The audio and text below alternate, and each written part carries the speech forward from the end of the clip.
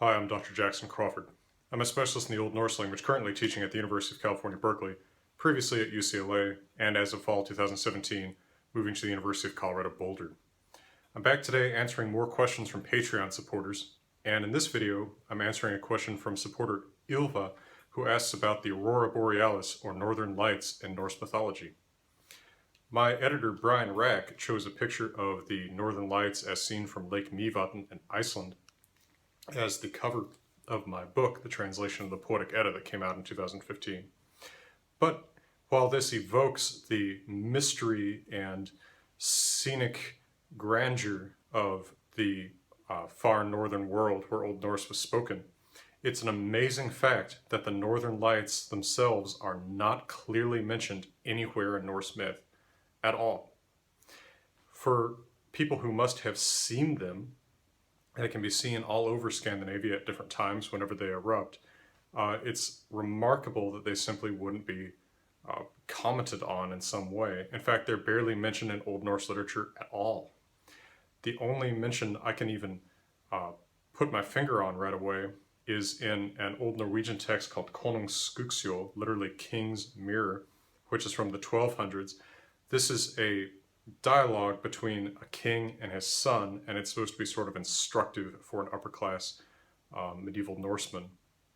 And at one point, the son is asking the dad about all of the weird and marvelous things that he's heard about from Greenland, and he asks about "That Grönlendingar kalla norðurljós," that which the Greenlanders call norðurljós, or literally north lights, which must be the aurora.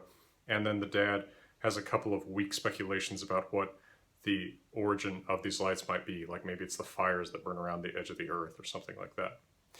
But note that this isn't even part of the mythology. This is in a very clearly Christian context in the 1200s. This isn't a mythological explanation, it's a weak pre-scientific explanation about what the lights are. There may well have been myths in the Viking world about the Northern Lights. It's sort of hard to believe that there weren't, but they simply aren't mentioned, at least not in any way that's clear. For instance, you might look at the Bifrost, which is supposed to be a rainbow, the bridge to Oscarður, as maybe being inspired by the Northern Lights, but that seems pretty clearly to be a regular rainbow. In the modern Scandinavian languages such as Icelandic and Norwegian, the Old Norse term continues to be used as modified to fit these languages as they've developed over time.